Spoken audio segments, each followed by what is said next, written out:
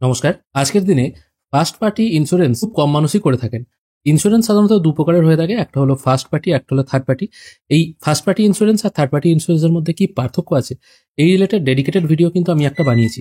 এই ভিডিওর লিঙ্ক আমি ডেসক্রিপশনে দিয়ে রাখবো, এখানে ক্লিক করে অবশ্যই একবার জিনিসটি দেখে নেবেন।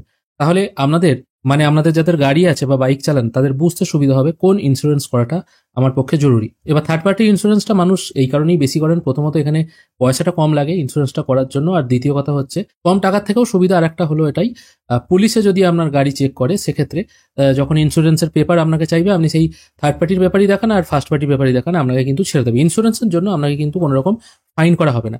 তাই মানুষ মনে করেন ফার্স্ট পার্টি ইন্স্যুরেন্স কাটলে তো সেই ইন্স্যুরেন্সের ক্লেম পেতে পেতে আমার জুতো ছিঁড়ে যাবে বাড়ি আর অফিস করতে করতে, তার থেকে বাবু থার্ড পার্টি করিয়ে নিই।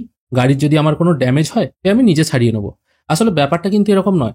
ফার্স্ট পার্টি ইন্স্যুরেন্স এবং থার্ড পার্টি ইন্স্যুরেন্স দুটোরই কিন্তু আলাদা গুরুত্ব আছে। অবশ্যই সেই ভিডিওটি দেখার অনুরোধ রইল। এবার থার্ড পার্টি ইন্স্যুরেন্সটা কি?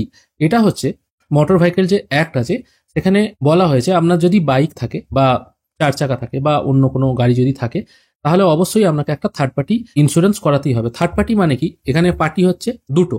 আমি নিজে, আমার গাড়ি আছে, আমি ফার্স্ট পার্টি। যদি আমি আমার নিজের গাড়ির জন্য ইন্স্যুরেন্স করাই সেটা হচ্ছে ফার্স্ট পার্টি ইন্স্যুরেন্স। যদি আমি ইন্স্যুরেন্স করাই আপনার গাড়ির জন্য, মানে রাস্তায় যে গাড়িগুলো আছে তাদের জন্য, সেটা হচ্ছে থার্ড পার্টি ইন্স্যুরেন্স। এবার এখানে বলতে পারেন তাহলে থার্ড পার্টি ইন্স্যুরেন্স আমি কেন করাবো, নিজের যেখানে ক্লেম পাচ্ছি। কিন্তু মোটর ভেহিকেল অ্যাক্ট অনুযায়ী এটাই নিয়ম। আপনি আপনার নিজের গাড়িতে ইন্স্যুরেন্স নাও করাতে পারেন, কিন্তু থার্ড পার্টির জন্য অবশ্যই আপনাকে ইন্স্যুরেন্স করাতে হবে। হয়তো দেখা গেল আপনার জন্য অন্য কেউ ক্ষতিগ্রস্ত হলো, তখন যিনি ক্ষতিগ্রস্ত হবেন তখন আপনার যে ইন্স্যুরেন্স করানো আছে থার্ড পার্টির জন্য তিনি কিন্তু আপনার পলিসি থেকে ক্লেম পাবেন। এবার এখন যে আমি ভিডিওটা বানাচ্ছি যেটার জন্য, মানে ভিডিওর থাম্বনেল দেখে যারা দেখতে এসেছেন তাদের এবার ব্যাপারটা বলছি।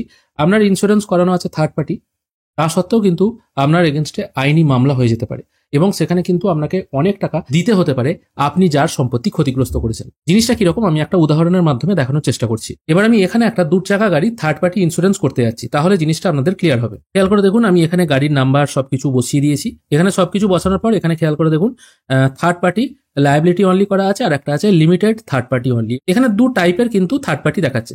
এখানে থার্ড পার্টি অপশনই সিলেক্ট করা আছে, এটাও খেয়াল করে দেখছেন। তাহলে থার্ড পার্টি লায়াবিলিটি অনলি আর third party limited third party এই দুটোর মধ্যে পার্থক্য কি? এবার এখানে একটা জিনিস দেখুন, এখানে ডিজিট কোম্পানির একটা ইন্স্যুরেন্স আছে থার্ড পার্টি, যেটার দাম দেখাচ্ছে 843 টাকা। এটা দেখাচ্ছে রেগুলার থার্ড পার্টি অনলি।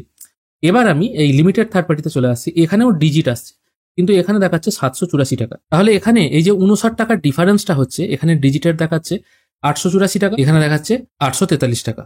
এই পার্থক্যটা কেন আসছে? জুনোর ক্ষেত্রেও একই, এখানে জুনো দেখাচ্ছে 843, এখানে চলে আসছে 784। তাহলে এই এতটা পার্থক্য কি জন্য হচ্ছে? দুটোই যেখানে থার্ড পার্টি।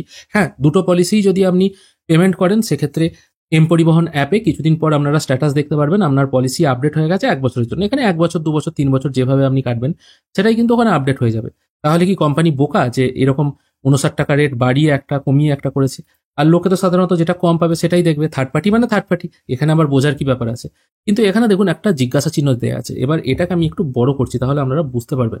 এখানে একটা কথা লেখা আছে, this is a limited liability third party only policy where the third party property damage is restricted to rupees 6,000 instead of regular 1 lakh. Limited third পার্টিতে আপনি যদি অন্য কোনো ব্যক্তির কোনো সম্পত্তি ক্ষতিগ্রস্ত করেন, কিরকম ধরুন ব্যাপারটা, আপনি মোটরসাইকেল চালাচ্ছেন, আপনার গাড়ি অনেক দিনের পুরনো, আপনি মনে করেছেন আমি ফার্স্ট পার্টি পলিসি করাবো না, আমি থার্ড পার্টি পলিসি করবো। আপনি থার্ড পার্টি পলিসি করেছেন, লিমিটেড থার্ড পার্টি করিয়েছেন 784 টাকা দিয়ে, 4 টাকা কম খরচে।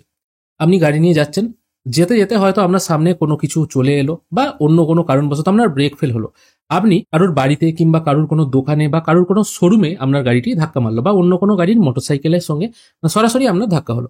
সেক্ষেত্রে আপনাদের মধ্যে কেউ মারা গেল না, হয়তো ইনজিওর্ড হলো। যদি হ্যাঁ, এবার লিমিটেড থার্ড পার্টির ক্ষেত্রে যদি থার্ড পার্টি মারা যায় সেক্ষেত্রে এই ইন্স্যুরেন্স কোম্পানি থেকে তিনি ক্লেম পেয়ে যাবেন, সেটা কিন্তু অসুবিধা হবে না। কিন্তু কেউ যদি মারা না যায়, মারা না গেলে বলছি, মারা গেলে ক্লেম পাবে, সেক্ষেত্রে আপনারা নিশ্চিন্তে থাকুন।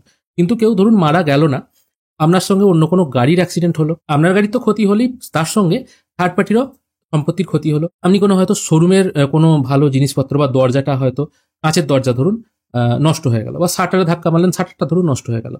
সেক্ষেত্রে সেই থার্ড পার্টি যখন আপনার পলিসি নিয়ে ক্লেম করতে যাবে, সেখানে দেখুন এখানে তো মেনশন করে দেওয়াই আছে এটা লিমিটেড থার্ড পার্টি, তাহলে তিনি ম্যাক্সিমাম 6,000 টাকা পেতে পারেন, ম্যাক্সিমাম। যেখানে নর্মালি এটা 1 লাখ টাকা পাওয়ার কথা, এই থার্ড পার্টি লায়াবিলিটি অনলি করলে এখানে কিন্তু তিনি 1 লাখ টাকা পেতেন। মানে আপনি যার ক্ষতি করলেন সেই থার্ড পার্টি যখন ক্লেম করতো যে আপনার যে গাড়ির জন্য তার ক্ষতি হয়েছে, তখন আপনার পলিসি নিয়ে যখন ক্লেম করা হতো তিনি কিন্তু 1 লাখ টাকা পর্যন্ত পেতেন। কিন্তু যেহেতু আপনি লিমিটেড থার্ড পার্টি করিয়েছেন, সেক্ষেত্রে তিনি কিন্তু ম্যাক্সিমাম 6,000 টাকা পাবেন। এবার আপনি তার ক্ষতি করে দিয়েছেন 50,000 টাকা। আপনি যদি তাকে শুধু 6,000 টাকা দেখিয়ে দেন ইন্স্যুরেন্সের নাম, তিনি কি আপনাকে ছেড়ে দেবে? তিনি নিশ্চয়ই আপনাকে ছেড়ে দেবে না। তিনি সরাসরি কি করবেন? থানায় যাবেন। থানায় আপনার এগেনস্টে মামলা হবে।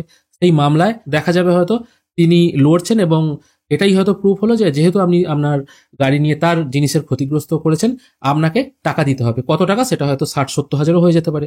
এবার যেহেতু আপনার ইন্স্যুরেন্স করানো আছে লিমিটেড থার্ড পার্টি, ইন্স্যুরেন্স কোম্পানিকে আপনি বললে তারাও পরিষ্কার এখানে মেনশন করে, দেখুন এখানে দেয়াই আছে, এবং পলিসি পেপারেও কিন্তু সেখানে উল্লেখ করা থাকে, এটা ম্যাক্সিমাম 6,000 টাকা পর্যন্ত যাবে, তার বেশি যাবে না। এবার সেক্ষেত্রে বাকি টাকা নিশ্চয়ই আপনাকেই দিতে হবে।